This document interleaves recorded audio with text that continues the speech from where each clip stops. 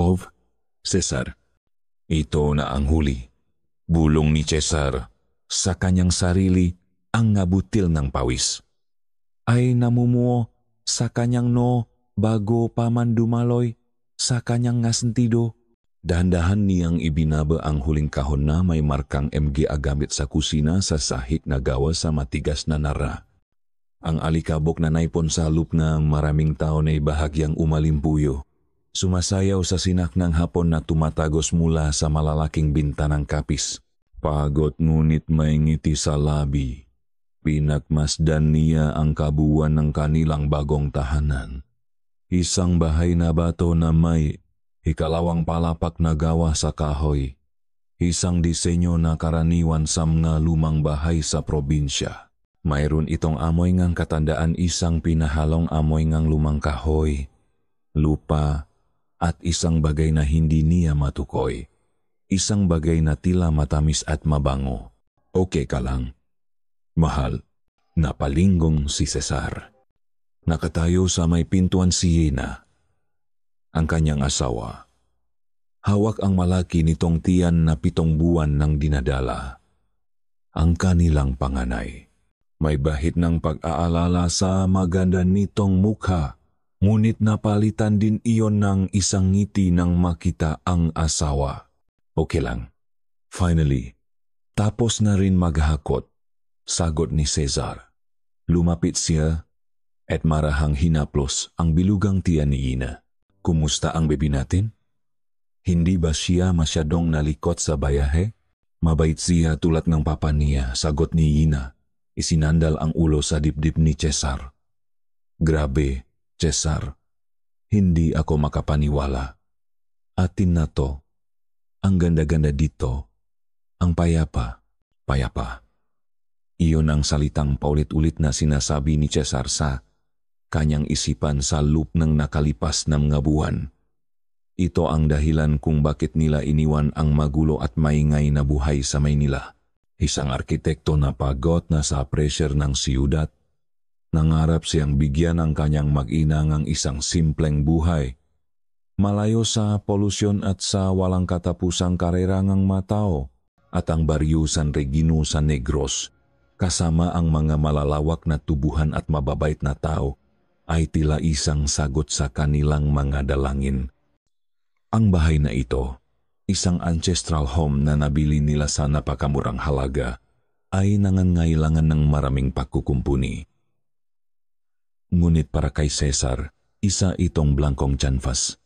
Nakikita na niya ang manggagawing pagbabago, ang pagpapalawa ng kusina, ang paglalagay ng isang maliit na duyan sa beranda, at ang pagayos ng hardin kung saan maaring maglaro ang kanilang anak balang araw.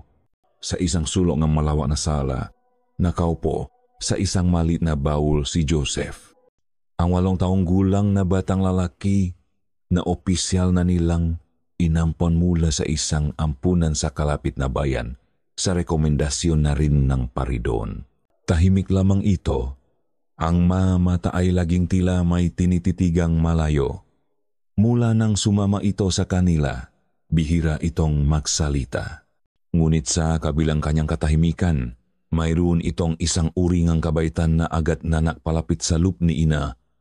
Para kay Cesar, may kaunting pag-alinlangan pa rin, ngunit tinataboy niya ito. Kailangan lang siguro ngang batang panahon. Joseph, anak, halika, tawa ni Gina. Tulungan mo si mama na ihanda ang merienda natin. Agad na tumayo ang bata at lumapit sa kanila. Walang imik ngunit masunurin.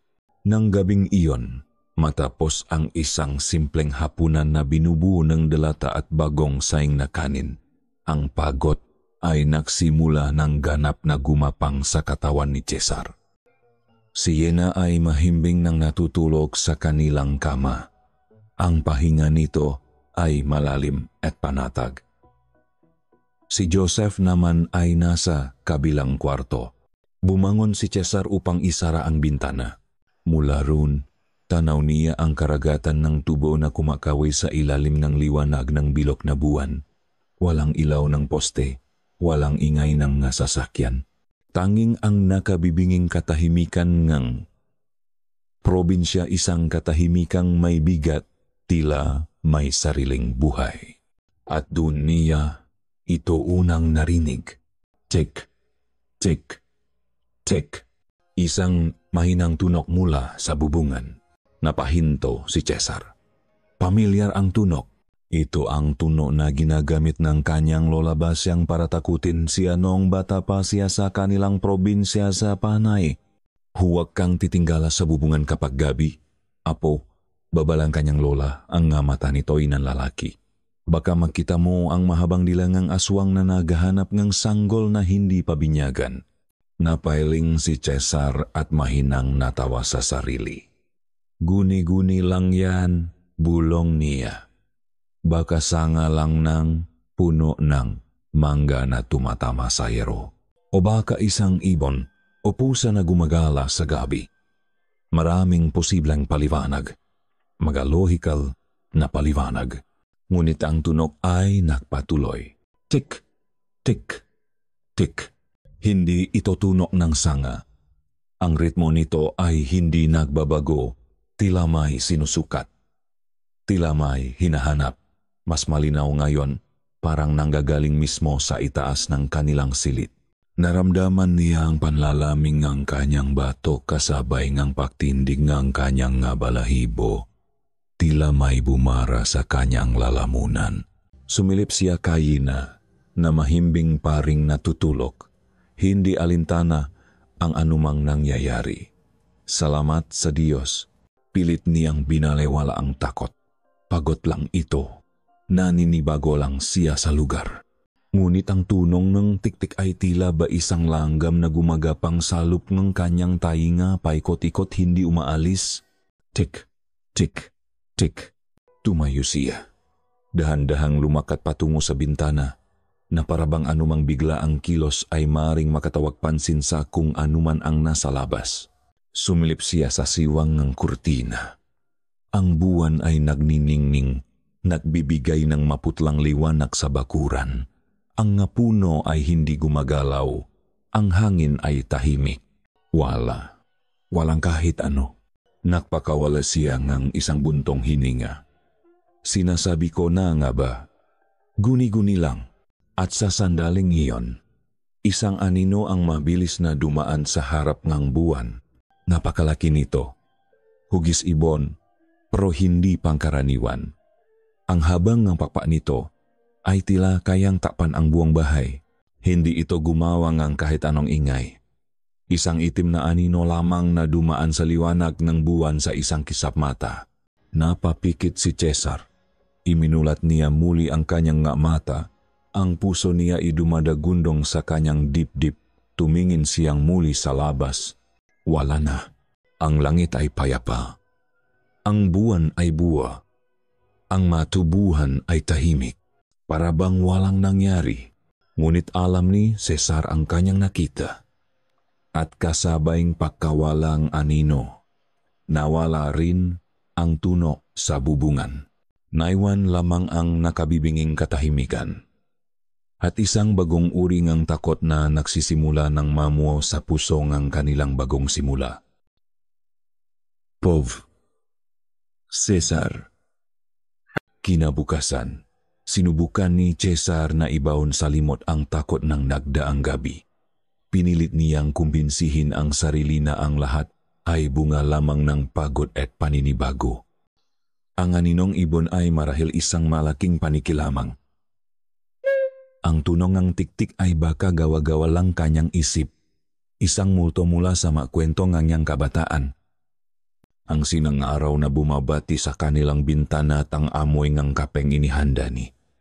Yena ay tilam nga sandata laban sa dilim.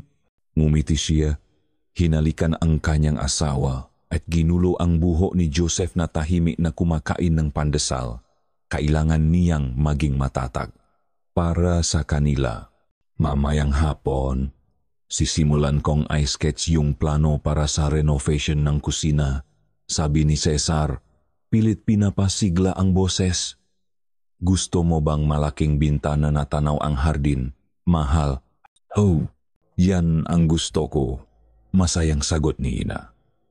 Para habang nagluluto ako, nakikita ko ang mag-ama kong naglalaro sa labas. Ang simpleng pangarap na iyon ang nagbigay ng lakas kay Cesar. Ito ang dahilan kung bakit sila naroon.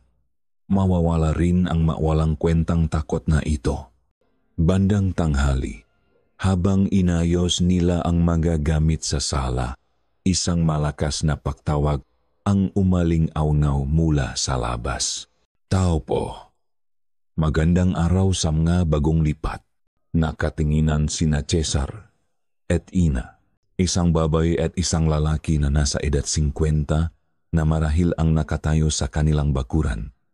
Parehong nakasuot ng simpleng damit pambukit. Ang balat ay kulay kayumanggi dahil sa sikat ng araw. Ang babae ay may hawak na isang palayok na luwad at ang ngiti nito ay halos umabot sa kanyang matainga. Mga kapitbahay niyo kami, sabing lalaki na may makapal na bigote. Ako si Celso. At ito ang asawa ko, si Nita. Naku, tuloy po kayo. Magiliw na sabi ni Yena habang si Cesar ay nakalangang ngumiti. Huwag na, dito na lang sa labas. Sabi ni Aling Nita, ang boses nito ay masigla at matinis. Nabalitaan namin na may bagong salta, kaya nagluto akong paboritong nga taga rito, tinola. Mainit pa. Tamang-tama sa pananghalian. Wow, thank you po. Nagabala pa kayo, sabi ni Yina, na halatang natutuwa sa kabaitan ng maito. Walang anuman yun, iha, sagot ni Aling Nita. Ang mga mata nito ay lumipat mula kay Yena patungo sa tiyan nito, na natili doon ang tingin nito ng ilang segundo. Naku, kabuanan mo na ba? 7 months pa lang po. Nahihiyang sagot ni Yina. Biglang lumapit si Aling Nita. Ang ngiti ay hindi nawawala sa kanyang mukha. Inilagay niya ang kanyang palat sa tiyan ni Yina. Naku, mukhang malusok. Nalalaki ito. Napatigil si Cesar. Naramdaman niya ang pag-ikting ng kanyang mapanga. Ang kilos ay tila normal para sa isang palakaibigang kapitbahay sa probinsya. Ngunit may kung anong hindi tama sa paraan ng pagdamping ang kamay ni Aling Nita. Tila ba hindi lang ito basta humahaplos, kundi sinusuri, kinikilatis. Napansin niya si Joseph. Ang bata ay mabilis na nagtago sa likuran niya. Ang maliliit na kamay nito ay mahigpit na nakakapit sa kanyang pantalon. Sumilip ito kay Aling Nita at Mang Celso na may halong takot sa mamata. Ay, may kasama pa pala kayong bata. Ang cute naman. Puna ni Mang Celso. Ngunit hindi man lang umiti pabalik si Joseph. Anak po namin. Si Joseph, sagot ni Cesar. Ang boses ay bahagyang tumigas. Inilagay niya ang kanyang kamay sa balikat ng bata bilang proteksyon. Tamang-tama, sabi ni Aling Nita. Binawi na ang kamay mula sa tiyan ni Ina. Kailangan ng isang buntis ng masustansyang pagkain. Ang sabaw ng mano ay maganda para sa gatas mo, iha, at para lumakas ang bata sa iyong sinapupunan. Patuloy ang kanilang masayang pakikipag-usap. Ngunit ang isip ni Cesar ay lumilipat na. Pinagmamasdan niya ang bawat kilos ng mag-asawa. Ang paraan ng panyiti ni Mang Celso na hindi umaabot sa kanyang gamata. Ang tingin ni Aling Nita na pabalik-balik sa tiyan ni Yina. Ang kanilang kabaitan ay tila hindi natural, tila isang palabas, tila isang patibong. Sige na, iha, kumain na kayo. Babalik na kami at marami pang kakawin sa Bukit Palam ni Aling Nita. Kung may kailangan kayo, huwag kayong mahiyang tumawag. Welcome sa Barrio San Regino. Salamat po ulit, sabi ni Yena. Kumaaway habang papalayo ang mag-asawa. Naiwan si Cesar na nakatayo roon. Hawak ang palayo ng tinola na iniwan sa kanilang pintuan. Mabigat ito. At sa hindi may paliwanag na dahilan, pakiramdam niya ay may iba pa itong bigat bukod sa laman nito. Humarap siya para pumasok sa loob. Palubok na ang araw at ang liwanag ay unti-unti nang nagiging kulay kahel. Ang papalayong anyo ni na Aling Nita at Mang Celso ay nagiging mga anino na lamang sa kalsadang lupa. Bago sila tuluyang lumiko sa isang kumpol ng mapunong saging, huminto si Aling Nita at lumingon pabalik na parabang naramdaman niyang nakatingin pa rin si Cesar. Ngumiti itong muli at sa saglit na iyon, sa pagitan ng liwanag at ng paparating na dilim, sa sandaling ang mukha nito ay bahagyang natakpan ng anino, isang bagay ang nangyari. Nakita ni Cesar na ang mata ni Aling Nita ay nagliyap, isang mapulang liwanag, tulad ng dalawang baga na biglang nag-apoy sa kadiliman. Isang saglit lang iyon, mas mabilis pa sa isang kisap mata, isang kislap na punong gutom. Pagkatapos, lumingon na ito at nagpatuloy sa paglakat na parabang walang nangyari. Napatanga si Cesar. Napakabilis ang pangyayari, kaya't hindi siya sigurado kung totoo ba ang kanyang nakita o isa na namang panlilin lang ng kanyang isip. Baka refleksyon lang ng papalubok na araw. Baka pagod lang talaga ang kanyang mata. Ngunit nang ibinaba niya ang kanyang tingin sa palayok ng tinola na kanyang hawak, naramdaman niya ang panlalamig na gumapang mula sa kanyang braso patungo sa kanyang buong katawan. Hindi na niya ito tiningnan bilang isang regalo. Ito ay isang alay. At ang tanong na biglang sumulpot sa kanyang isipan ay, para kanino? Pov. Cesar. Ang tinola ni Aling Nita ay nanatiling hindi nagagalaw sa ibabaw ng kanilang mesa. Itinapon ito ni Cesar kanina habang hindi nakatingin si Yena. Idinahilan na baka napapanis na. Ngunit ang totoong dahilan ay ang alaala ng mamatang nagliliyap sa dilim, isang imahe na nakatata sa kanyang isipan. Isang lason na unti-unting kumakalat sa kanyang sistema. Hating gabi, no? Ang bigat ng katahimikan sa Barrio San Regino ay mas matindi ngayon. Bawat paggaspas ng dahon ng saging sa labas, bawat kaluskos ng butiki sa dingding, ay tila isang sigaw sa pandinig ni Cesar. Nakahiga siya sa tabi ni Ina, gising na gising, ang mga mata ay nakatitig sa kisame. Pinakikinggan niya ang bawat tuno, nag-abang sa pagbabalik ng pamilyar na tiktik, ngunit wala. Tanging ang mahimbing na pahinga lamang ng kanyang asawa ang kanyang naririnig. Cesar. Mahal. Napapitlak si Cesar sa bulong ni Ina. Nakapikit pa rin ito, ngunit ang mukha nito ay bahagyang nakangiwi, tila nananaginip. Mahal, okay ka lang? Mahinang tanong ni Cesar. Dahan-dahang iminulat ni Ina ang kanyang mata. Masakit yung binti ko, tsaka. Tumingin ito sa kanya na may kasamang nahihiyang ngiti. Gusto kong manggang hilaw. Yung sobrang asim. Isang tipikal na paglilihi buntis. Sa Maynila, isang tawag lang sa grab o isang mabilis na pagtakbo sa 7-Eleven ang katapat nito. Ngunit dito, sa gitnang kawalan at sa pusot ng gabi, ang simpleng hiling na iyon ay tila isang mapanganib na misyon. Sige, mahal. Titingin ako sa likod bahay. May puno tayo ng mangga, di ba? Sabi ni Cesar, sinusubukang itago ang pag-aatubili sa kanyang boses. Talaga? Naku, wag na. Baka mapano ka pa. Bukas na lang, pigil ni Ina. Hindi, okay lang. Sandali lang ako. Dito ka lang. I lock mo ang pinto. Pilit na ngiti ni Cesar. Kumuha siya ng flashlight at isang maliit na kutsilyo mula sa kusina para daw sa mangga. Ngunit sa totoo lang, para sa kung anuman ang maari niyang makasalubong sa dilim. Paglabas niya sa pintuan sa likod, ang lamig ng gabi ay agad na yumakap sa kanya. Ang bakuran sa likod ay mas madilim. Ang tanging liwanag lamang ay mula sa hawak niyang flashlight at sa maputlang, sinang buwan na bahagyang natatakpan ng naulap. Sa dulong kanyang paningin, naroon ang pada ng tubuhan matataas, siksikan at tila isang itim na kurtinang nagtatagongang. hindi malamang malihim. Nagsimula siyang maklakat patungo sa punong mangga. Ang bawat yabak ay maingat. Ang sinangangyang flashlight ay sumasayaw sa paligid. Lumilihangang gumagalaw na anino na nagmumukhang nag-aabang na nilalang. Pakiramdam niya, hindi siya nag-isa. Naramdaman niya ito sa kanyang batok. Isang uri ng kuryente sa hangin. Pakiramdam niya ay may daandang mga mata ang nakatitig sa kanya mula sa kadiliman ng tubuhan. Mga matang hindi niya nakikita. Ngunit nararamdaman niya ang bigat ng mga titik nito.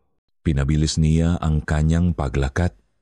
Bawat kaluskos sa kanyang paligid ay tila isang kuko na kumakalmot sa kanyang sentido. Bawat anino ay tila isang halimaw na handang dumaklot. Napalunok si Cesar. Ang lalamunan niya ay tuyong-tuyo. Itinutok niya ang ilaw sa kanyang paanan. Pilit na iwinawaksi ang nakakatakot na imahe sa kanyang isip. Sa wakas, narating niya ang punong mangga. Mabilis siyang pumitas ng ilang piraso ng bunga na abot ng kanyang kamay. Ang bawat isa ay tila isang tropeo sa kanyang munting tagumpay laban sa sariling takot. Hawak na niya ang 3 pirasong mangga. Sapat na ito. Ang tanging gusto na lamang niya ay ang makabali sa loob ng bahay, sa tabi ng kanyang asawa, sa likod ng nakakandadong pinto. Nang siya ipaikot na, isang tuyong sanga ang nabali sa kanyang likuran. Napatalon si Cesar sa gulat at muntik nang mabitawan ang mga mangga. Mabilis niyang itinutok ang flashlight sa direksyon ng tunog. Mula sa aninongang, isang malaking puno nga. Akasya sa gilid ng tubuhan, isang anyo ang dahan-dahang lumitaw. "Sino? Yan!" Sigaw ni Cesar. Ang boses ay nanginginig. Itinutok niya ang ilaw sa anyo. Isang matandang lalaki. Napakapayat ng katawan. Nakayukot at nakasuot ng maruming kamisa desino. Ang buhok nito ay puting-puti na at manipis. Ang mukha ay kulubot na tila isang tuyong dahon. Ngunit ang mga mata nito ang nagpatigil sa paktibok ng puso ni Cesar. Hindi pula, hindi rin nanlilisik, ngunit malinaw, masyadong malinaw para sa isang matandang tulad niya. Tila mata itong nakakita ng lakpas 100 taon ng mga gabi at mga sikreto. Mga matang pagod na ngunit gising na gising. At nakatitig ang maito hindi sa kanya, kundi sa itaas sa bubong ng kanyang bahay. Itinaas ngang matanda ang isang nanginginit na kamay, hindi para manakot, kundi para humingi ng tahimikan. "Huwag kang maingay." Bulong nito, ang boses ay kasing tuyong ang gadahon sa lupa. Nandiyan lang sila sa paligid. Sino? Anong sila? Mga tiktik na nag-aabang. Patuloy ng matanda na parabang kinakausap ang sarili. Laging nag-abang. Lalo na kung may naamoy silang. Bago, sa huling salita, ang mga mata nito ay bumaba at tumitik ng diretso kay Cesar. Isang malamig na kuryente ang gumapang sa gulugot ni Cesar. "Sino po kayo? Anong ginagawa niyo rito sa lupa namin?" Tanong ni Cesar. Sinusubukang maging matatag kahit na ang pangingining ng kanyang kamay ay umabot na sa hawak niyang flashlight. Hindi sumagot ang matanda. Sa halip, dumukot ito sa bulsa ng kanyang pantalon at naglabas ng isang maliit na lugbutan na gawa sa maruming tela. Inilahat niya ito kay Cesar. "Ano yan?" Tanong ni Cesar. Hindi gumagalaw. "Isaboy mo sa bawat bintana. Sa bawat pintuan, utos matanda. Proteksyon." Naalangan men ay kinuha ito ni Cesar. Magaspang na asin. Iyon lang ang laman, isang pamahiin ng mamatatanda. Nais niyang matawa. Nais niyang sabihin sa matanda na tigilan na ang kalokohan. Ngunit ang paraan ngang paktitih nito, ang bigat ng babalas sa boses nito, ay pumipigil sa kanya. "Bakit po? Anong meron?" Ang matanda ay dahan-dahang umiling, ang mga mata ay muling tumingin sa bahay ni Cesar. Hindi ang mga nasa labas ang dapat mong katakutan. Iho, bulong nito, isang huling babala. Minsan, ang panganib, nasa lubna at tulad ng isang aparisyon. Dahan-dahan, itong tumalikot at naglakad pabalik sa kadiliman kung saan ito nanggaling. Ilang sandali lang, nilamon na siyang maaninong tubuhan na parabang hindi siya kailanman nakpakita. Naiwan si Cesar na nakatayo ron, ang puso'y kumakaripas. Sa isang kamay ay hawak niya ang mga manggang hilaw para sa kanyang asawa. Sa kabila naman, ang maliit na lukbutan ng asin mula sa isang estrangerong tila baliw. Mabilis siyang tumakbo pabalik sa bahay. Ang takot ay nagbibigay sa kanyang bilis na hindi niya akalain. Ang babalang matanda ay umuulit-ulit sa kanyang isipan. Ang panganib, nasa lubna. Pagpasok niya sa kusina, maingat niyang isinara at nilok ang pinto. Ang buong bahay ay tahimik. Masyadong tahimik. Inilapak niya ang nga mangga at ang asin sa mesa at dahan-dahang naglakat sa pasilyo. Mahal. Tawag niya sa mahinang boses. Walang sagot. Nang malapit na siya sa kanilang silid, natigilan siya. Sa gitnang madilim na pasilyo, nakatayo si Joseph.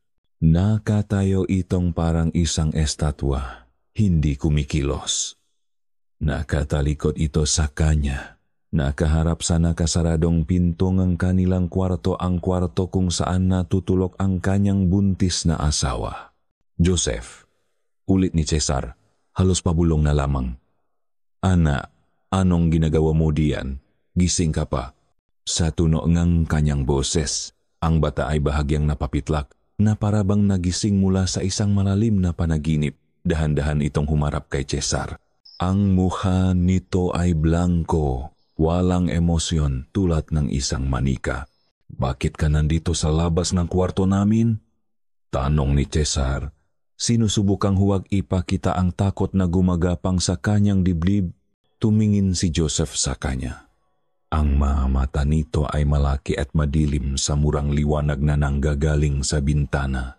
Pagkatapos ay nagsalita ito, ang boses ay maliit at payak tulad ng isang normal na bata na inaantok. Ngunit ang maasalitang lumabas sa bibig nito ay nagpatigil sa paghinga ni Cesar. Nagugutom po sila. Nagugutom po sila. Ang anim na salitang iyon ay umaling-awngaw sa isipan ni Cesar. Buong makdamak, mas malakas pa kaysa sa nakabibinging katahimikan na pumalit dito. Matapos niyang ihatid si Joseph pabalik sa silid nito, hindi na siya nakatulog. Nakatayo siya sa tabing bintana. Hawak ang lukbutan ngang asin na ibinigay ngang matanda. Pinagmamasdan ang kadiliman hanggang sa ang unang sinat ngang araw ay dahan-dahang gumuhit sa abot tanaw. Ang gutom. Ang mamata ni Aling Nita na nakatitik sa tiyan ni Ina. Ang tuno ng tiktik sa bubungan. Ang babala ng matanda. At ang masalita ni Joseph.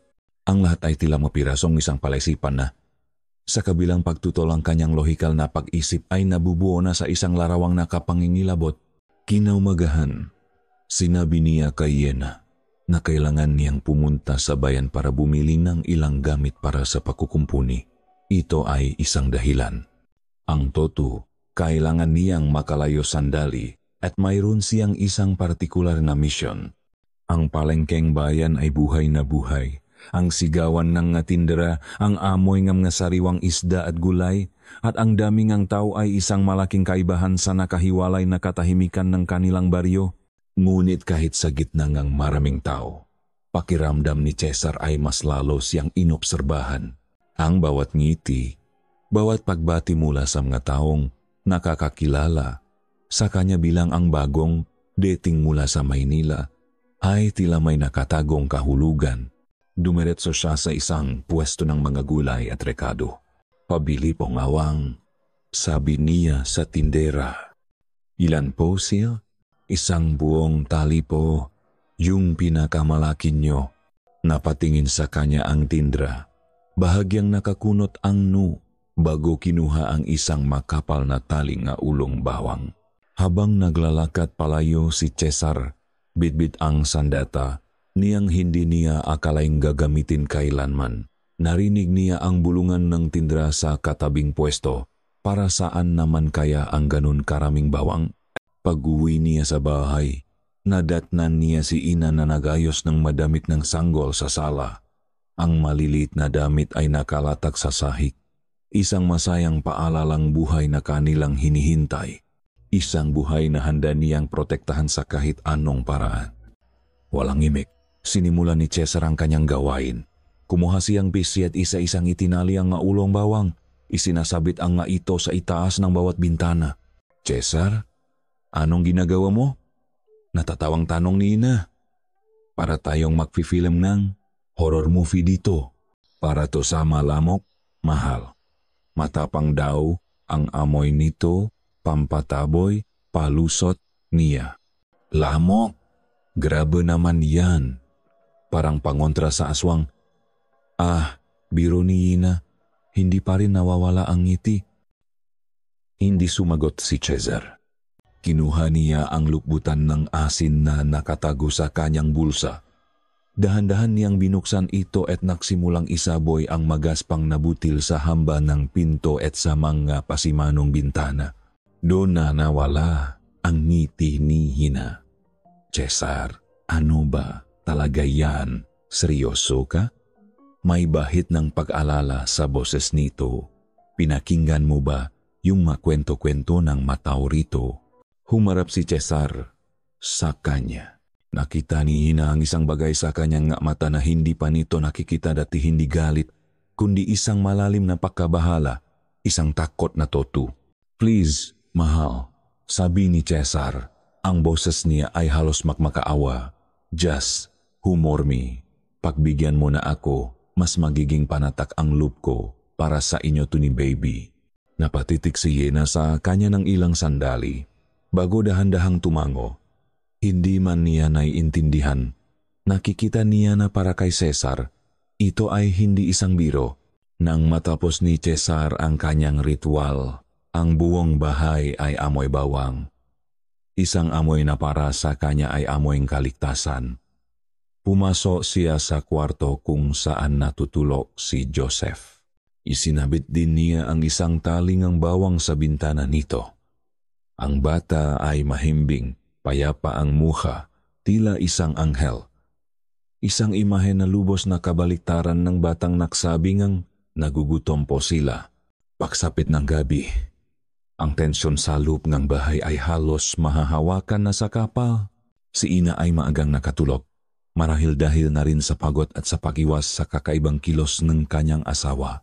Ngunit si Cesar ay gising. Nakaupo sa isang silya sa madilim na sala, nakikiramdam, naghihintay, at hindi siya nabigo. Bago makating gabi, nagsimula ito. Hindi na isang mahinang tiktik, kalabog, isang malakas na dagundong sa bubungan na parabang may isang sako ang bigas na ibinagsak dito. Napatalon si Cesar sa kanyang kinaupuan. Tumakbo siya sa kanilang silid. Si Yena ay bahagyang gumalaw ngunit hindi nagising. Keros. Ang sumunod na tunog ay mas malala. Isang tunong ng pakaskas. Tunong ng matutulis na kuko na marahas na kumakalmot sa irong bubong pabalik-balik, punong ng galit at pagkasabik. Tila isang dambuhalang, hayop na pilit na gumagawang ng butas para makapasok. Wala ng duda. Hindi ito guni-guni. Hindi ito sangang puno. Ito ay totu at ito ay agresibo. Nanginginig sa galit at takot. Tumakbo si Cesar patungo sa pintuan sa harap. Kailangan niyang makita. Kailangan niyang malaman kung ano ang kanilang kinakalaban. Dahan-dahan niyang idinikit ang kanyang mata sa peephole ng pinto. Sa una, wala siyang makita kundi ang bakuran na naliligo sa liwanag ng buwan, ang aninong na puno, ang tahimik na kalsada, Pagkatapos, nakita niya ito. Hindi isang halimaw, hindi isang dambuhalang ibon, isang bagay na mas nakakatakot dahil ito ay pamilyar. Nakatayo sa gitna ng kanilang bakuran si Mang Celso. Hindi ito kumikilos. Nakatayo lamang ito roon. Ang makamay ay nasa kanyang tagiliran. At ito ay nakatinggala diretsong nakatingin sa kanilang bubungan. Sa mismong lugar kung saan nanggagaling ang nakapangingilabot na tunog ng makalmot. At habang pinamamasdan ni Cesar na hindi makahinga, isang ngiti ang dahan-dahang gumuhit sa mukha ni Mang Celso. Hindi ito ang magiliw na ngiti na ipinakita nito kaninang umaga. Ito ay malawak, hindi natural, at punong kasamaan. Isang ngiting isang mandaragit na pinanonod ang kanyang bihag na nakakandahirap sa loob ng kulungan. Kasabay ngiting iyon, ang tunonghang pakaskas sa bubungan ay biglang tumigil. Naiwan si Mang Celso na nakatayo roon sa ilalim ng buwan, nakangiti, bago dahan-dahang tumalikot at naklakat palayo na parang walang nangyari. Naniga si Cesar sa likod ng pinto. Ang pawis ay tumatagatak sa kanyang mukha.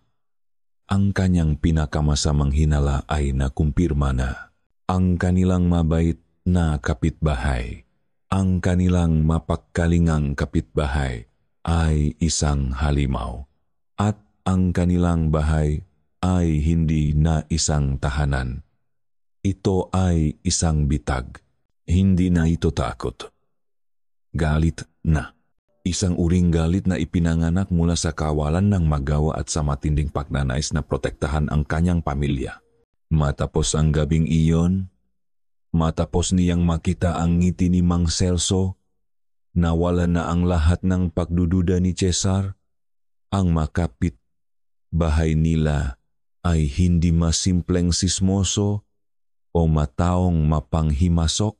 Sila ay mga mandaragit at ang pamilya niya ang kanilang puntirya. Ang paghihintay ay hindi na isang opsyon. Ang pagsasabit ngang bawang at pagbubudbot ngang asin ay pananggalang lamang ng mahihina. Kailangan niya ngang ebidensya. Kailangan niya ang patunay na may papakita kay na isang bagay na hindi matatawaran. Isang bagay na magpapatunay na kailangan na nilang umalis sa lugar na ito bago pa mahuli ang lahat. Mayroon siyang isang plano. Isang plano na delikado at hangal. Ngunit para sa kanya, ito na lamang ang natitirang paraan. Alam niyang tuwing Sabado ng umaga, pumupunta sa bayan sina Aling Nita at Mang Celso para mamalengke. Ito na ang kanyang pagkakataon. Nang umagang iyon, nagpaalam siya kay Yena na mag-ikot lang sa bukit para mag-ehersisyo. Iniwan niya si Yena kasama si Joseph na tahimik na naglalaro ng malumang laruan sa sala. Ang puso ni Cesar ay dumadagundong sa bawat hakbang papalayo sa kanyang bahay. Nakmasit siya mula sa dikalayuan. Tulad ng inaasahan, bandang 8:00, nakita niya sina Aling Nita at Mang Celso na lumabas ng kanilang bahay, bitbit ang mabayong at naglakad patungo sa sakayan ng tricycle sa dulo ng kalsada. Ito na. Ngayon na. Tumingin siya sa paligid. Walang ibang tao. Tanging ang init ng araw at ang huni ng kuliglik ang kanyang kasama. Mabilis ngunit maingat. Tinawid niya ang bakot na kawayan na naghihiwalay sa kanilang malupain. Ang bawat yabag niya sa dayuhang teritoryo ay tila isang malakas na dagundong sa kanyang pandinig. Ang bahay ngang mag-asawa ay halos katulad ng sa kanila isang lumang bahay na bato at kahoy. Ngunit mayroon itong ibang pakiramdam. Ang hangin sa paligid nito ay tila mas mabigat, mas malamig. Sinubukan niyang pihitin ang seradura ng kanilang pinto. Nakakandado.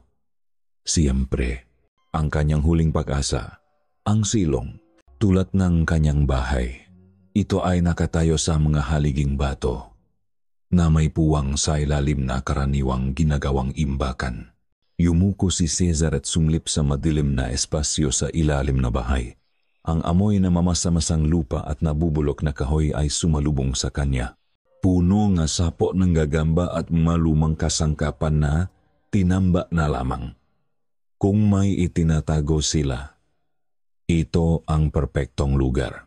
Walang pag-aalinlangan, gumapang siya papasok. Ang alikabok ay dumikit sa kanyang damit. Ang dilim ay halos kumpleto. Tanging ang asiwang ng liwanag mula sa sahig na kawayan sa itaas ang nagsisilbing gabay.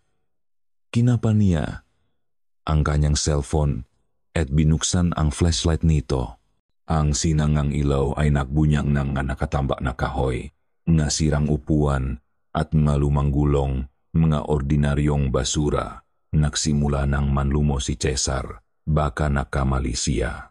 Baka wala siyang mahanap dito. Ngunit nagpatuloy siya. Gumapang palalim sa silong at sa pinakasulok na bahagi. Sa likod ng isang tumpok ng matuyong dahon ng saging, nakita niya ito, isang malaking tapayan. Isang banga na gawa sa maitim na luwat. Ang bibig nito ay natatakpan ng isang bilog na piraso ng kahoy. Hindi ito pangkaraniwan. Masyadong malaki at tila napakatanda na. Nanginginig ang makamay. Dahan-dahan niyang inalis ang takip na kahoy. Isang amoy ang biglang kumalat sa hangin, amoy ng matamis ngunit nakakasulasok na langis. Itinutok niya ang ilaw ng cellphone sa loop. Ang banga ay puno hanggang sa kalahati ng isang madilaw at malapot na likido. Lana, langis ng niyok. Ngunit hindi ito malinis. Lumulutang dito ang makakaibang bagay. Nabungkos ng tuyong dahon na itinali ng itim na sinulit, ilang piraso ang uling, at mga balahibo ng manok na may matuyong mansa ng dugo. Halos masuka si Cesar. Ito ang magagamit na nababasa niya sa mga lumang libro tungkol sa kulam at mga aswang.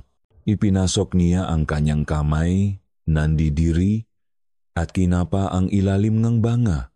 May nahawakan siyang malambot at basa. Hinila niya ito pataas. Ang kanyang puso ay huminto sa paktibok. Isang piraso ng damit, isang damit sanggol, luma na, naninilaw dahil sa katagalan at may burda ng isang maliit na anghel. At hindi lang isa, mayroon pang iba sa ilalim. Mga pirasong lampin, mga malilit na medyas. Ang lahat ay basa sa malakit na langis. Ito na. Ito ang patunay. Ang hindi matatawarang ebidensya. Ang maito ay hindi basta kapitbahay. Sila ay mahalimaw na nambibiktima nga sanggol. At ang damit na ito, kaninong anak ang nagmamay-ari nito noon?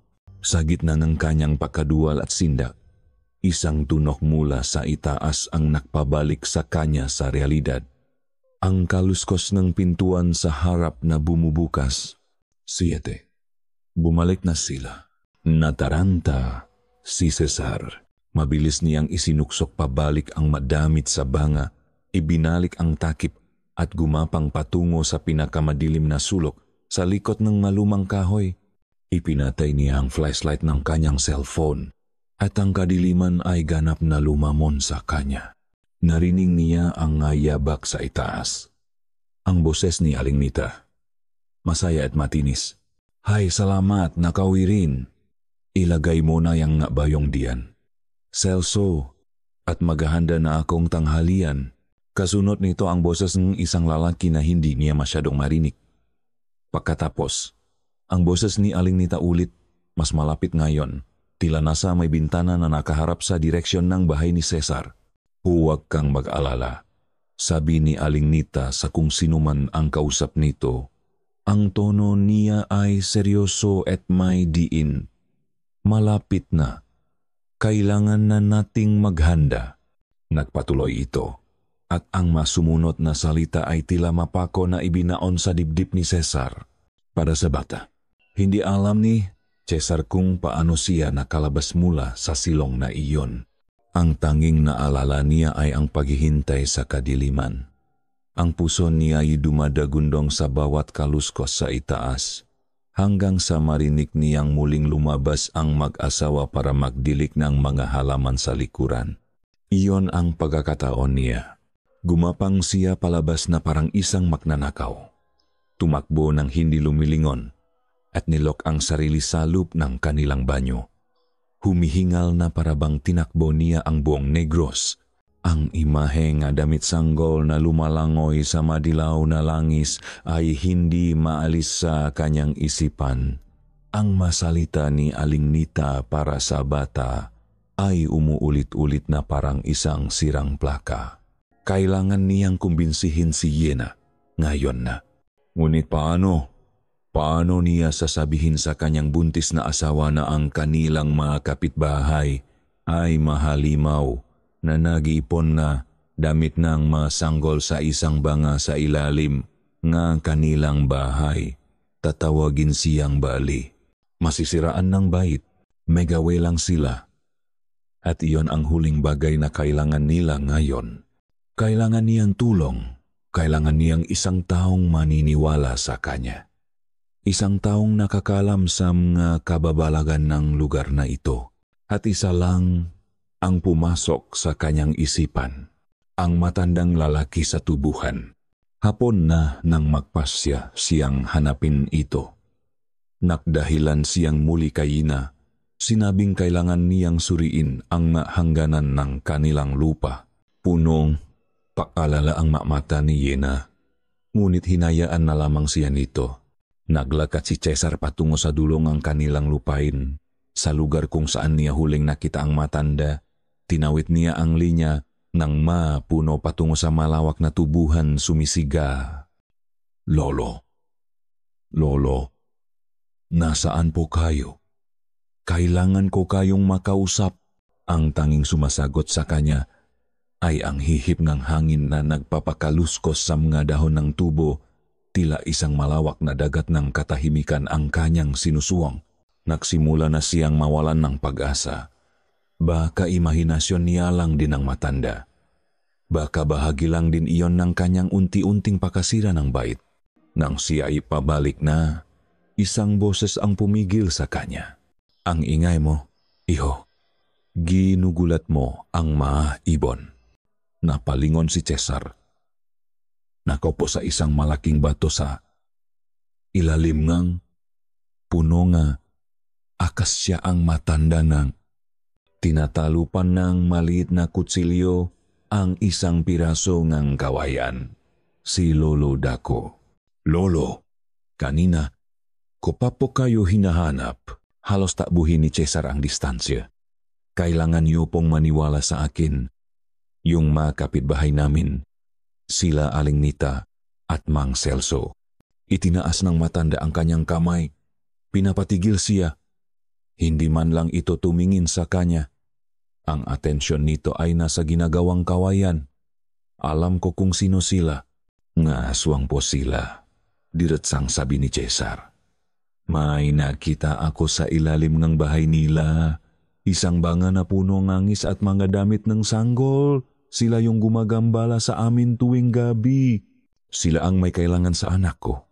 Sa wakas, itinigil ni Lolo Dako ang kanyang ginagawa.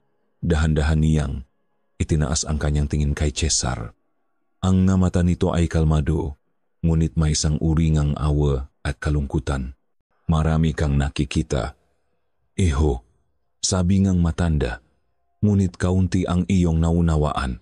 Ano pong ibig niyong sabihin? Naguguluhang tanong ni Cesar.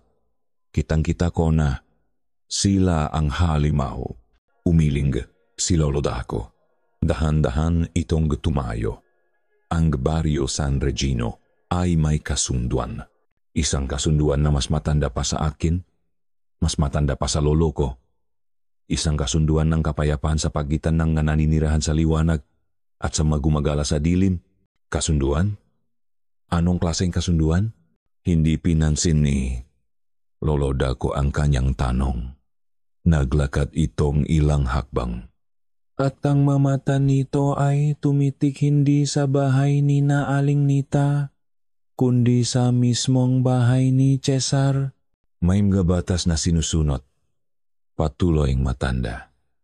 Ngunit may isang gustong sumira sa kapayapaan. Isang dayo, isang lobong nakabihis tupa, napakunot ang nu ni Cesar. Lobo, tupa, ano ang pinagsasasabing ang matandang ito? Hindi ko po maintindihan.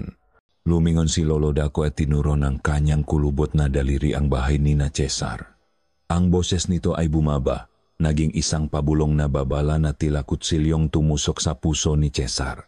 Ang panganib ay mas malapit kaysa sa iyong inaakala.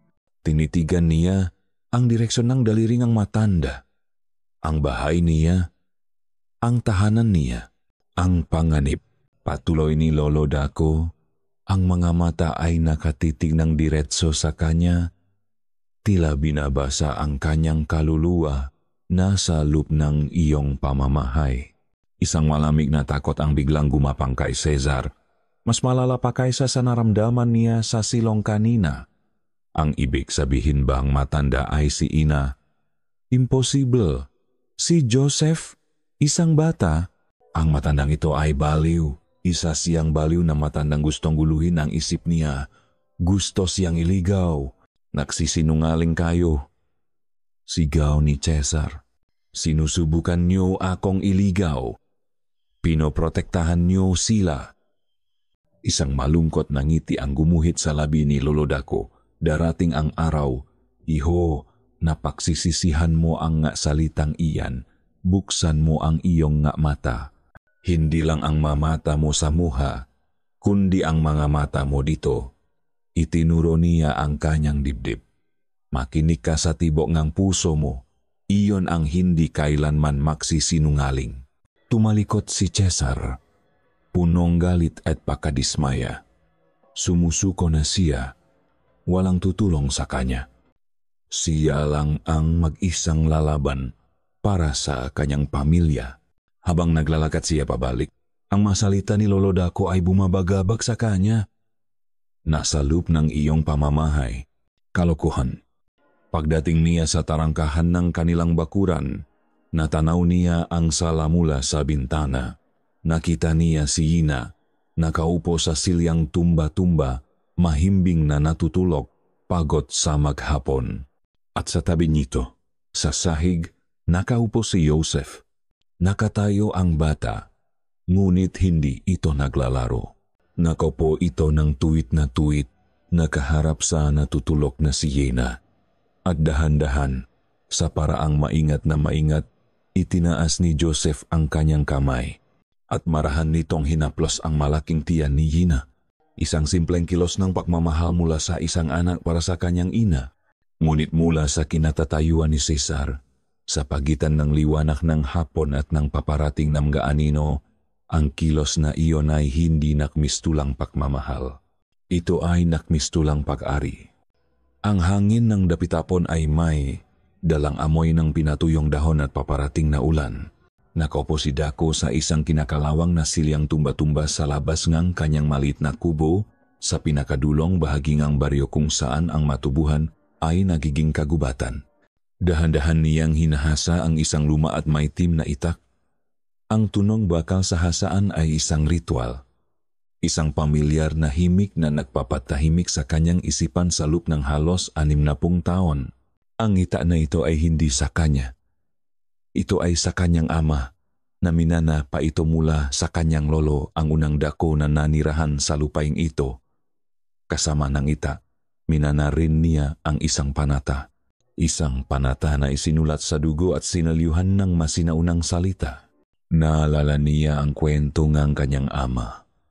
Noong unang panahon, ang Baryo San Regino ay isang lupaing isinumpa. Gabi-gabi, may mga nawawalang hayop. May mga sanggol na hindi na nagigising. Ang mapananim ay hindi tumutubo. Ang takot ay isang kumot na bumabalot sa buong pamayanan. Ang kagubatan ay teritoryo ng masigbin. At ang kalangitan ay pag-ari ng maligaw na tiktik.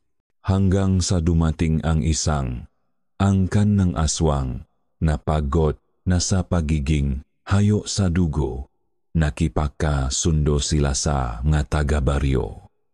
Sila, ang angkan ni Nanita at Celso, ang magiging taga-bantay dilim. Poprotektahan nila ang baryo mula sa ibang mas mababangis na nilalang. Itataboy nila ang mga sigbin, lalabanan ang mga ligaw na tiktik. Kapalit nito, ang baryo ay makbibigay sa kanila ng sapat na dugo ng hayop upang sila'y mabuhay ng hindi na kailangang manakit ng tao. At ang pinakamahalaga sa lahat, poprotektahan ng baryo ang kanilang pagkakakilanlan. Isang kasunduan ng mapayapang pamumuhay at ang pamilya ni Dako, ang taga-pagbantay liwanag, ang siyang taga-pamagitan. Sila ang sisiguro na ang kasunduan ay hindi masisira. Ngayon, ang kasunduan ay nasa bingit ng pagkasira at ang dahilan ay ang pagdating ng taga-siyudad. Nakita ni Dako si Cesar. Isang taong puno ng kaalaman mula sa libro. Ngunit bulak sa makatotohanang hindi kayang ipaliwanag ng siyensya. Nakita niya ang takot nito at nakita niya kung paano ito nakamaling ang pagbasa sa lahat ng pangyayari. Ang tinola na dala ni Nita. Alam ni Dako na mayroon iyong nga dahon ng kalabo at ugat ng kanipay nga halamang na bibigalakas sa isang nadadalang tao at natataboy ng masasamang espiritu. Ang pag-aplos sa tiyan ni Ina?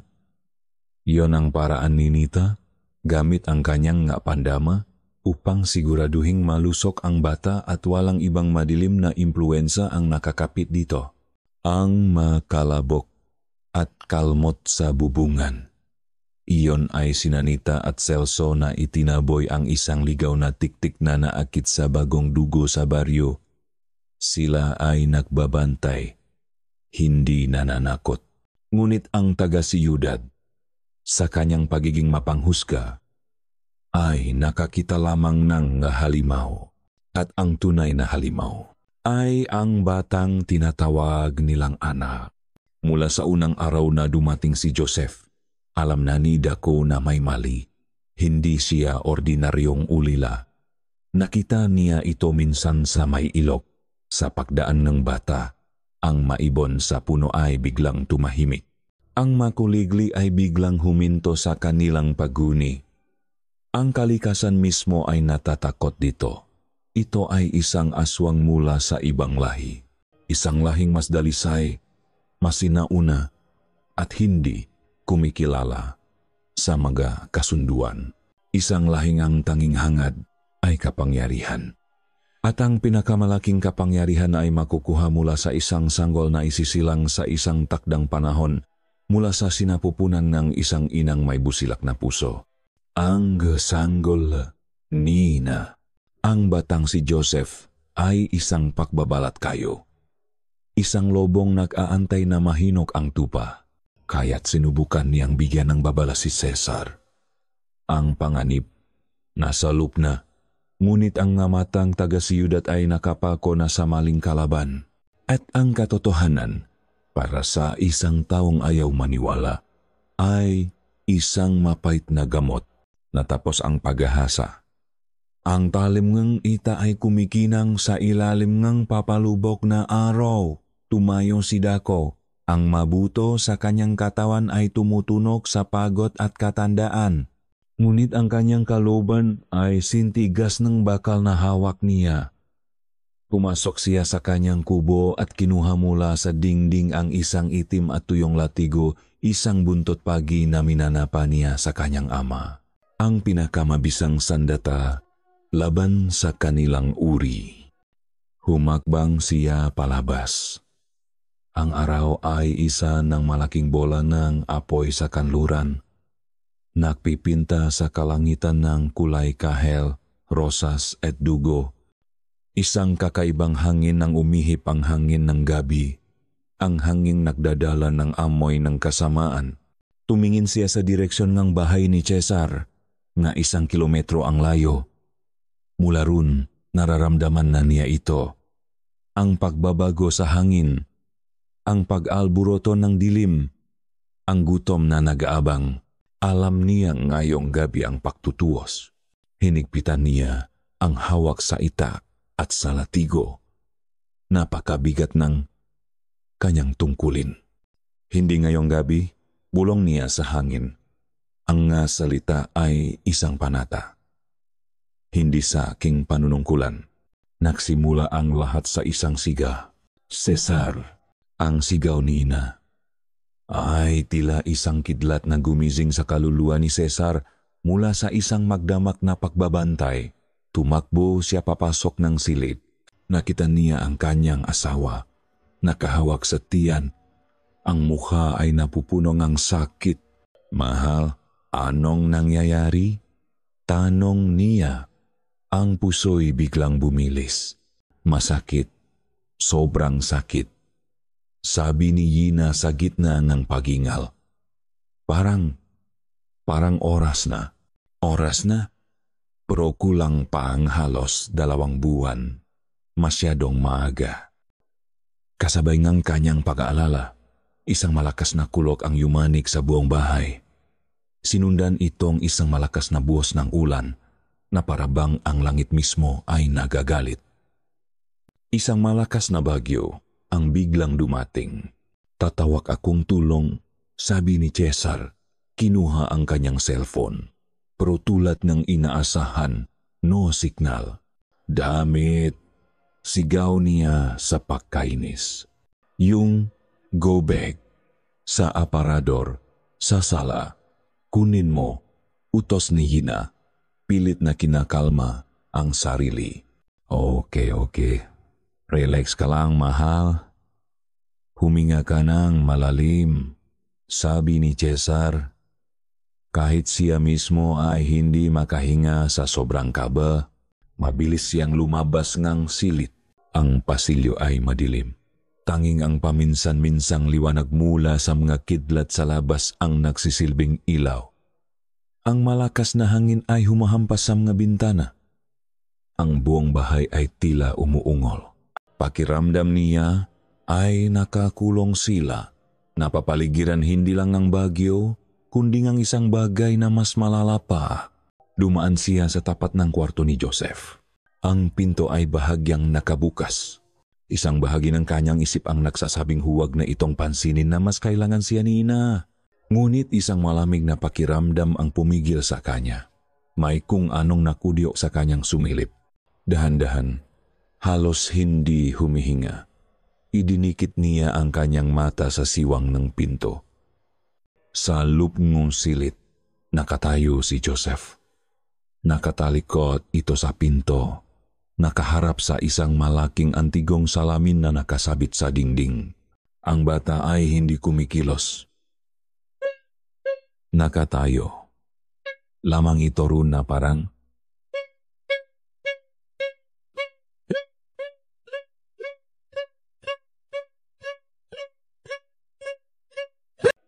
isang kidlat ang muling gumuhit sa kalangitan.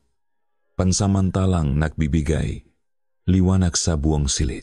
At sa sandaling iyon, nakita ni Cesar ang isang bagay na napatigil sa paikot ng kanyang mundo. Ang anino ni Joseph sa dingding sa likod nito. Hindi ito ang anino ang isang batang lalaki. Ang anino ay mas matangkat, mas payat. Ang mga balikat nito ay mas malapat at may kakaibang umbok. Habang nakatitik si Cesar, hindi makapaniwala. Ang anino ay nagsimulang gumalaw. Kahit na si Joseph ay nananatiling hindi kumikilos sa harap ng salamin. Dahan-dahan, ang mabrasong anino ay humaba, naging manipis at matulis na parang mabinting na gamba. Ang lig nito ay umunat at ang ulo ay tila humiwalay sa katawan. At pagkatapos, mula sa likod nito, mula sa umbok sa kanyang mga balikat, 2 malalaking bagay ang dahan-dahang bumuka. Mga pakpak. Mga pakpak na gawa sa purong kadiliman. Manipis at may mga buto na parang sa isang paniki. Ngunit mas malaki, mas nakakatakot. Ang kanyang dugo ay tila naging yelo. Ang hangin ay nawala sa kanyang ngabaga. Ang lahat ng kwento, ang lahat ng babala, ang mga salita ni Lolo Dako. Ang panganib ay mas malapit kaysa sa iyong inakala. Nasa loob na iyong pamamahay. Nagkamali siya. Sobrang mali. Ang kanyang kawe ay hindi ang mga kapitbahay na nagbabantay sa labas.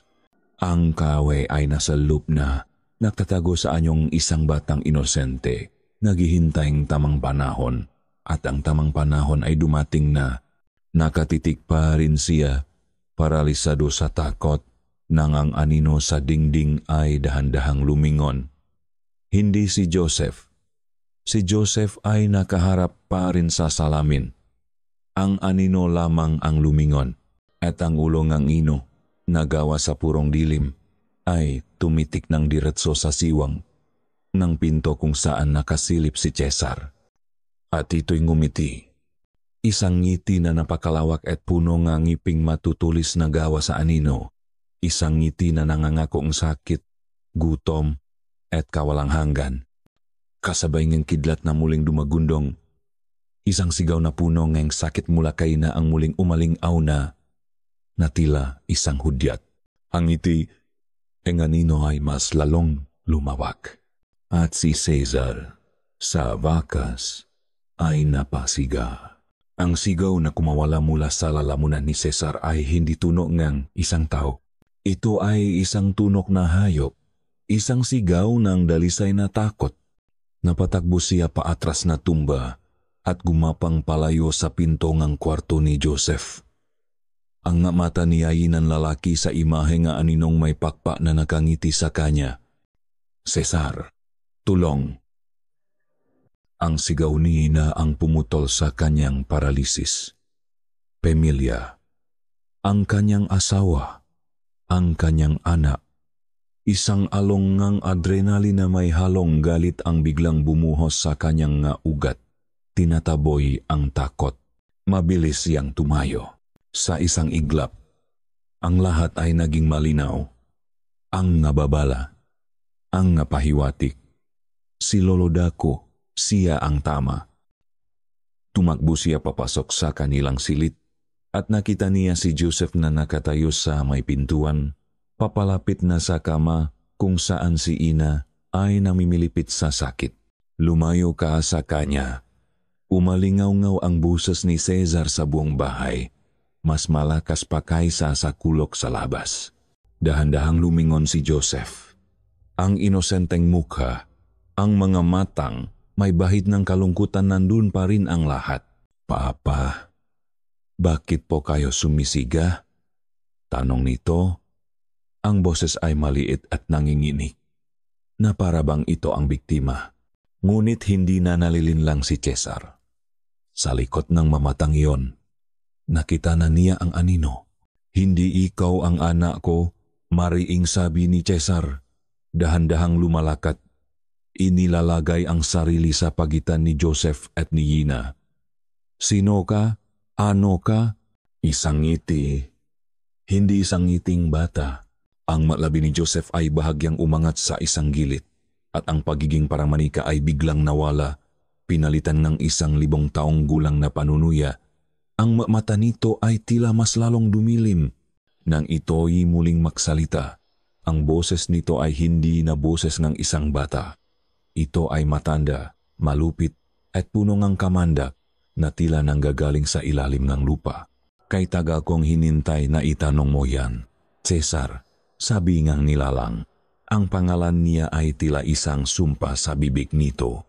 Joseph, isang pangalan lamang iyon?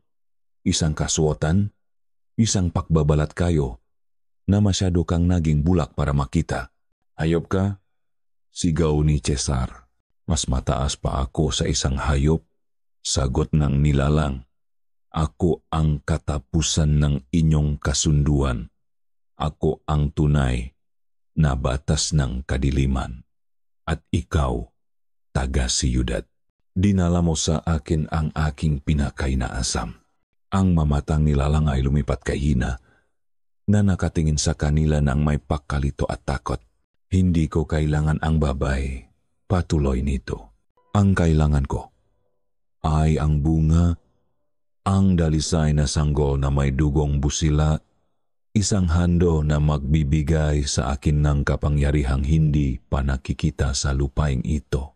Ngayon, naiintindihan na ni Cesar ang lahat.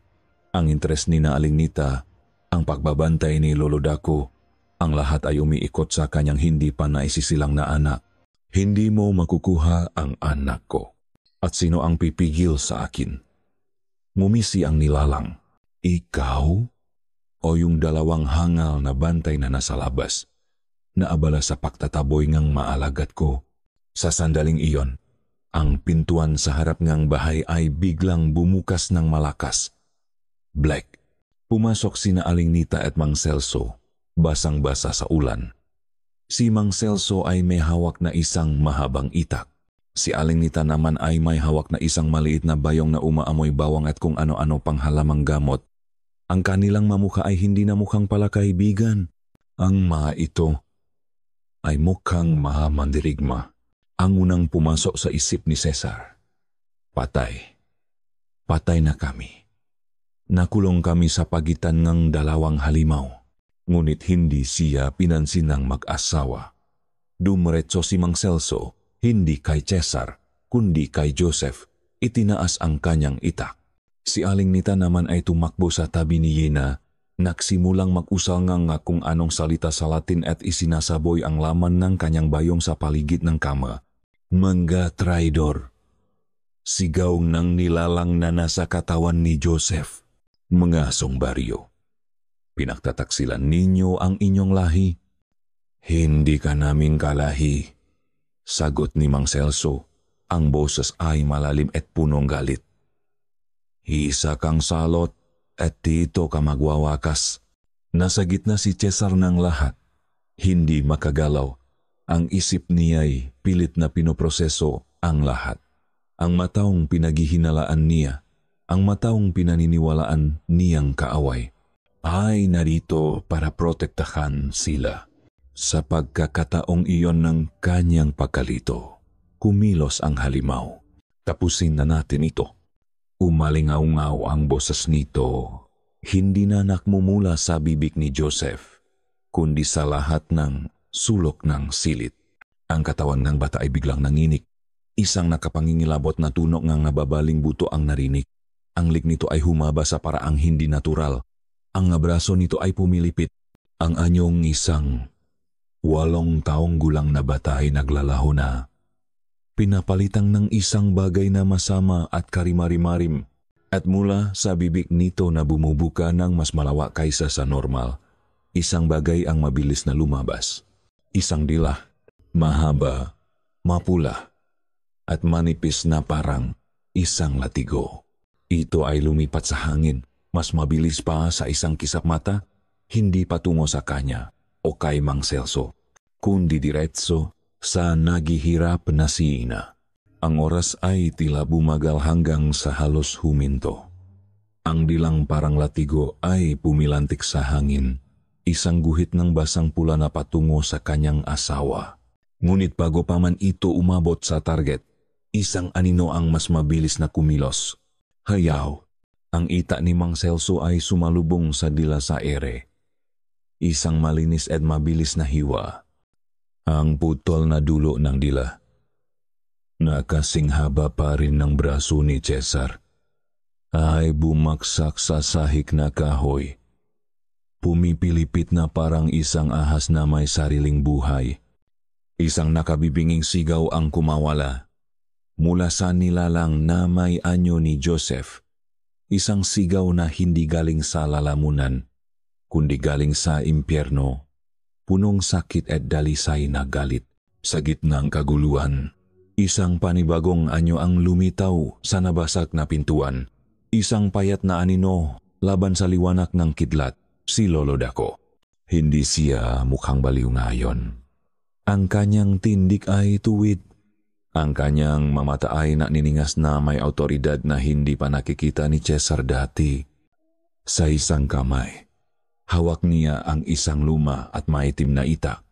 Sa kabila, isang itim at tuyong latigo na gawa sa buntot ng pagi. Maasong kadiliman, sigaw nilalang. Ang katawan ni Joseph ay nagsisimulang pumilipit at makbago ngangyo. Dumating na ang inyong katapusan. Hindi kami ang magwawakas ngayong gabi. Salot, sagot ni Lolo Daco. Ang boses ay kalmado ngunit may bigat na yumanik sa buong silid. Pagkatapos ay lumingon siya kina Nita at Celso. Ilabas niyo ang babay, daling Diyos sa ligtas na lugar. Ngayong na, agad na kumilos ang mag-asawa. Binuhat ni Mang Celso si Ina na umiyak sa sakit at pakalito. Pinayungan sila ni Aling Nitang dasalat ng halamang gamot habang mabilis silang lumabas patungo sa likurang pinto sa gitnang rumaragasang bagyo. Ang tingin ng halimaw ay sumunod sa kanila, punong pagnanasa. Ngunit hinarangan ito ni Lolo Daco at sa sandaling iyon, isang bagay ang nagbagos sa loop ni Cesar. Ang takot ay nandun pa rin. Isang nagailong bukol sa kanyang sikmura. Ngunit isa pang bagay ang pumalit dito, isang nag-alap na galit. Nakita niya ang kanyang asawa, ang kanyang hindi pa naisisilang na anak na dinadala palayo sa gitnang panganib. Hindi na siya manunot lang. Dumampot siya ngang, isang piraso ngang nabaling paang silya, isang sandatang kahabak-habak, ngunit ito na ang lahat sa kanya. Tumayo siya sa tabi ni Lolo Daco sa pagitangang halimaw at ng daan palabas. Ang kanyang nabinti ay nanginginig. Ngunit ang kanyang kamay ay mahigpit na nakahawak sa kahoy. Tumingin sa kanya si Lolo Daco. Isang saglit na pagtataka ang dumaan sa mga mata nito bago napalitan ng isang bahagyang pagtangongang respeto. Ang nilalang na dating si Joseph ay tumawa, isang tawang nakakakilabot. Ang balat nito ay nagiging kulay abo, ang braso at binti ay humahaba, at ang mata ay pulang-pula na. Ang buntot pagi ni Lolo Daco ay pumilantik sa hangin, lumilikhang isang tunok na masakit sa tainga. Tumama ito sa balikat na halimaw na napasigaw sa sakit. Ang balat nito ay umusok kung saan ito tinamaan ng latigo. Sumugot si Mang Celso mula sa gilid. Ang kanyang ita ay kumikinang, ngunit ang halimaw ay mabilis. Umikot ito na parang ipo-ipo. Sinasalak ang ita gamit ang kanyang braso na ngayon ay sintigas ng bakal. Ang buong bahay ay naging isang arena. Ang gamit ay nagliliparan. Ang mga salamin ay nababasag. Ang ulan at hangin sa labas ay tila nakikisabay sa baksikng labanan sa loob. Sumugod din si Cesar, dalangang purong desperasyon, at ipinalo ang hawa na kahoy sa likod ng halimaw. Isang tunong ng pagkabali ang narinig, ngunit hindi sa halimaw, kundi sa kahoy na hawa niya, walang epekto. Lumingon sa kanya ang halimaw. Ang mga mata ay punong pagkasuklam. Iwinasiwas nito ang kanyang kamay. Tumalsik si Cesar at tumama sa dingding. Ang hangin ay nawala sa kanyang baga. Pak! Pak! Ang latigo ni Lolo Daco ay walang tigil. Bawat hagupit ay nag-iwan na umuusok na marka.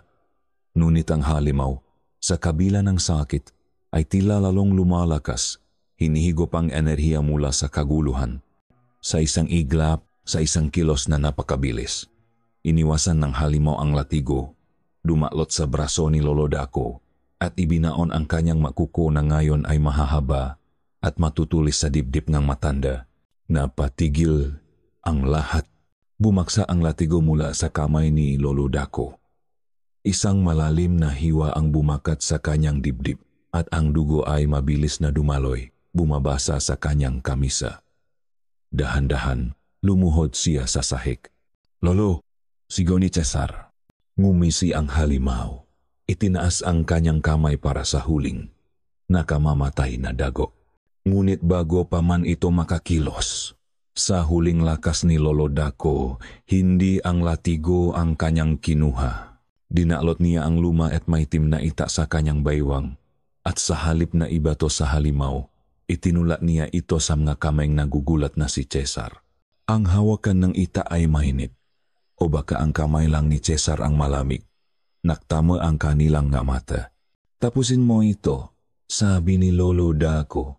Ang boses ay mahina na ngunit punong bigat ng 100 taon para sa iyong pamilya. Tumingin siya sa labas, sa direksyon ng Baguio, para sa baryo. Ang hawakan ng ita sa kamay ni Cesar ay tila may sariling pulso. Mainit, buhay, at mabigat hindi lang sa timbang ng bakal, kundi sa bigat ng pananagutan na biglang ipinasa sa kanya. Tuminggala ang halimaw mula sa nakaluhod na si Lolo Dako. Ang magamata nitong pula ay bumaling kay Cesar, puno na pag-alinlangan na mabilis na naging panunuya.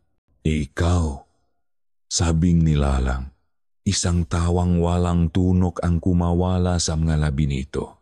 Isang hama na tagalupa, ikaw ang tatapos sa akin. Hindi sumagot si Cesar. Ang isip niya ay blanko, ngunit sa ilalim ng blankong iyon, isang bagay ang nagsisimulang umapoy. Ang imahe ni Hina, namimilipit sa sakit. Ang imahe ng kanyang hindi pa naisisilang na anak. Ang imahe ni Lolo Dako, duguan sa sahig. Ang galit, isang nag-apoy na bakal, ang pumalit sa yelo sa kanyang nga ugat. Sumugod ang halimaw. Hindi na nag-isip si Cesar. Kumilos na lang ang kanyang katawan. Hindi siya manlalaban. Isa siyang arkitekto.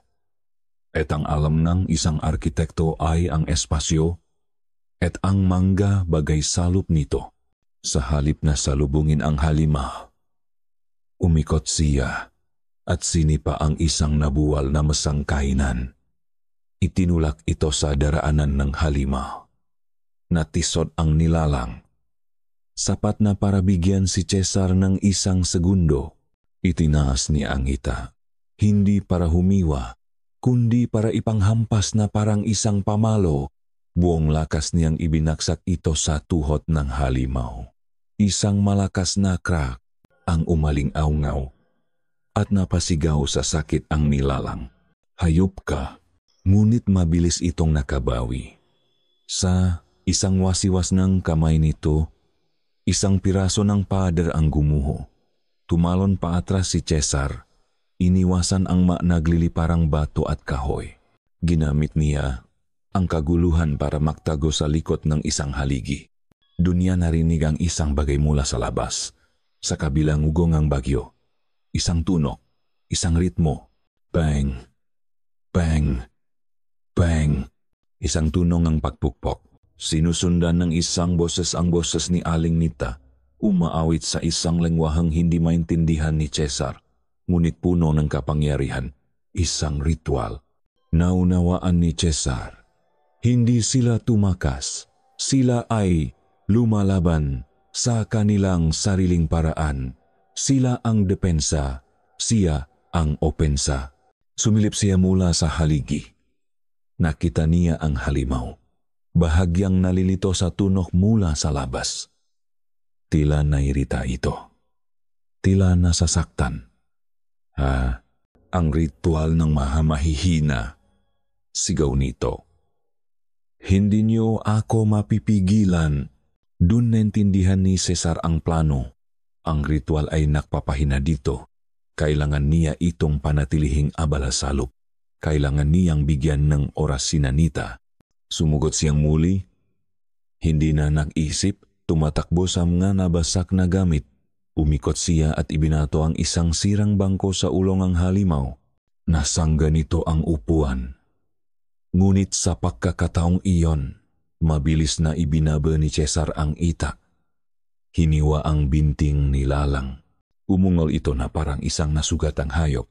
Ngunit sa kabilang sakit, isang determinasyon ang lumitaw. Sa mga mata nito, kailangan nitong makalabas. Kailangan nitong patigilin ang ritual. Sa isang malakas na sigaw, pinaliwalan nito si Cesar at sumugot patungo sa likurang pinto sa direksyon ng tunong ng ritual. Ngunit may isang bagay na humarang dito. Si Lolo Dako. Gamit ang kanyang huling lakas, gumapang siya at niyakap ang mabinting ang halimaw. Isang kilos ngang dalisay na desperasyon. Hindi. Dadaan. Hirap na sabing ang matanda. Dugo ang bumubulwak mula sa kanyang bibig. Matandang hangal. Bitawan mo ako. Sigaw ngang halimaw. Pilit na kumakawala. Tumingin si Lolo Dako kay Cesar isang huling. Makahulugang tingin. Sa mga matang iyon, nakita ni Cesar ang isang pagtanggap, isang sakripisyo. Ang panata ay dapat mabayaran. Bulong ni Lolo Dako, sapat lang para marinig ni Cesar. Dugo para sa kapayapaan. Itinaas ng matanda ang kanyang ulo at sa isang boses na biglang lumakas at umaling-aunaw, sumigaw ito ng maksalita sa sinaunang wika.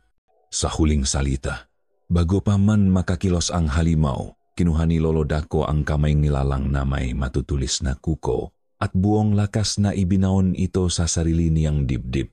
Isang nakapangingilabot na katahimikan ang pumalit. Ang halimaw ay napahinto, ang mga matay ng lalaki sa gulat. Ang ritual sa labas ay kasabay na huminto at pagkatapos, isang liwanag ang nagsimulang manggaling sa katawan ni Lolo Dako. Isang puting liwanag na dumaloy mula sa kanyang sugat, gumapang sa braso ng halimaw at binalot ang buong katawan nito.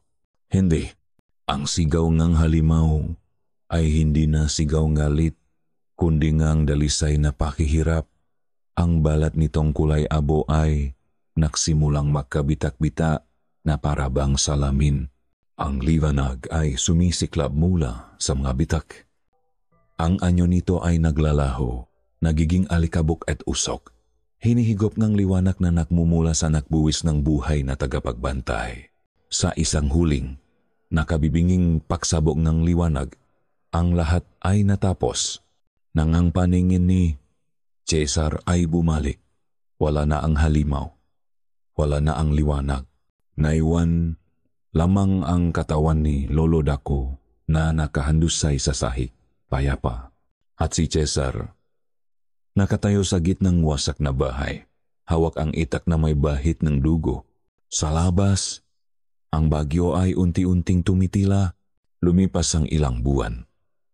Ang panahon ng bagyo ay napalitan ng maaliwalas na langit ng tag-araw.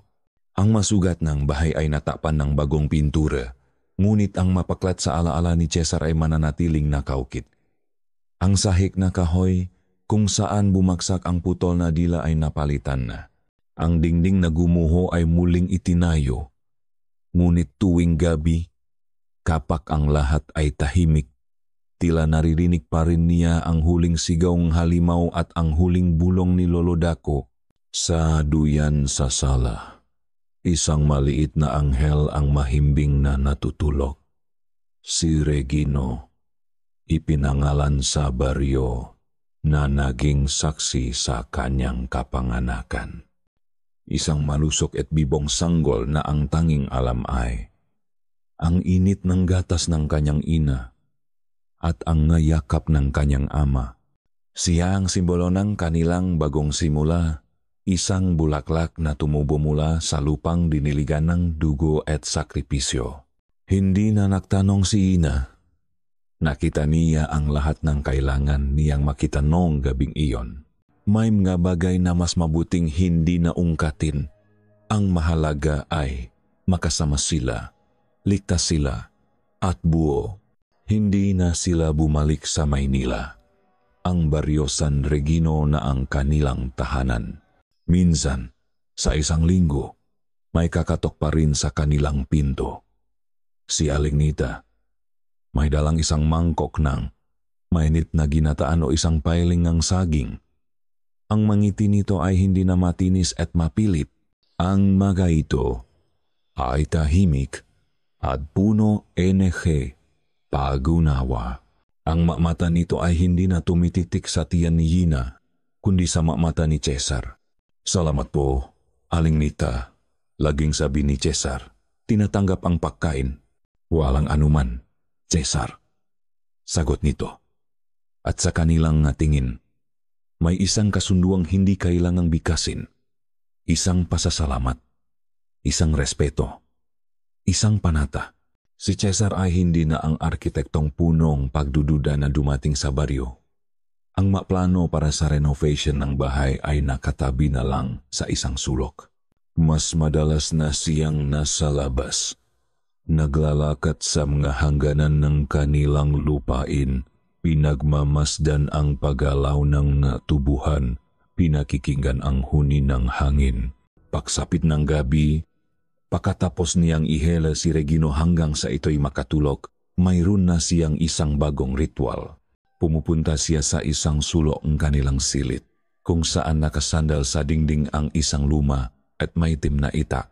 Ang ita ni Lolo Dako. Kinukuha niya ito. Ang hawakan na gawa sa kahoy ay makinis na dahil sa mga kamay na humawak dito sa loob ng maraming henerasyon. Hindi na ito mainit, hindi na ito mabigat. Ito ay bahagi ng kanyang kamay. Dahan-dahan siyang lumalabas ng bahay. Sa ilalim ng liwanag ng mabituin, ang hangin ay malamig at payapa. Naglalakad siya hindi na sa takot, kundi sa tungkulin. Naglalakad siya sa paligid ng kanyang bahay. Ang kanyang nga mata ay nagmamasid, hindi na bilang isang dayuhan, kundi bilang isang tagapagbantay. Nang gabing iyon, habang nakatayo siya sa gilid ng tubuhan, nakatingin sa karagatan ng kadiliman, narinig niya ito. Tik, tik, isang tunok na napakahina, na tila dala lamang ng hangin mula sa napakalayong lugar. Hindi siya natakot, hindi siya nagulat.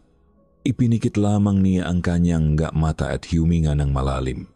Ang kapayapaan sa baryo ay isang bagay na kailangang bantayan. Araw-araw, gabi-gabi. Dahan-dahan siyang bumalik sa loob ng bahay. Sumilip siya sa kanyang natutulog na anak. Ang munting dibdib nito ay marahang tumataas baba. Ang lahat ng kanyang ginagawa ay para dito. Lumapit siya sa kuna. Ang ita ay nasa kanyang tagiliran pa rin. Hinaplos niya ang malambot na pisngi ng sanggol.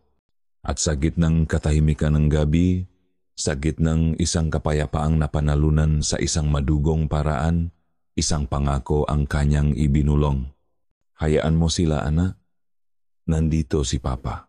At dito, sa ilalim ng mabituin ng San Regino, nagtatapos ang kuwento ng pagbabantay ni Cesar. Mula sa kaibuturan ng aking puso bilang inyong manunulat, nais kong magpasalamat.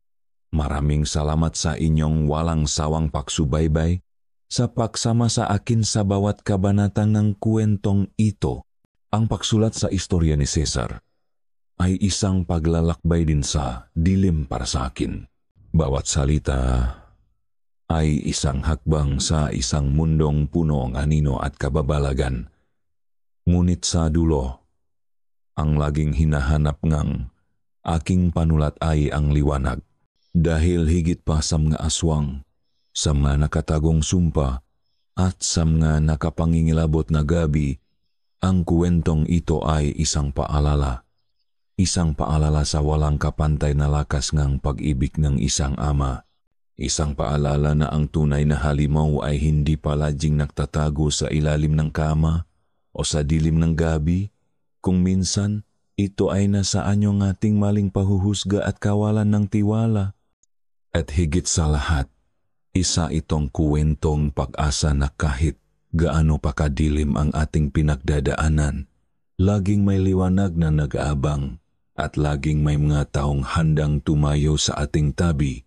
Kahit pa sa simula ay sila ang ating kinatatakutan.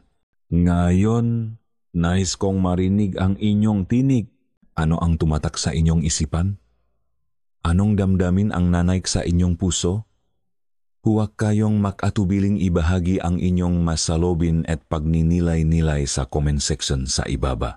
Ang inyong makuwento at karanasan ay kasing halaga ang kuwentong ito para sa akin. Hanggang sa ating susunod na paglalakbay sa mundo ngang katatakutan. Muli, maraming salamat.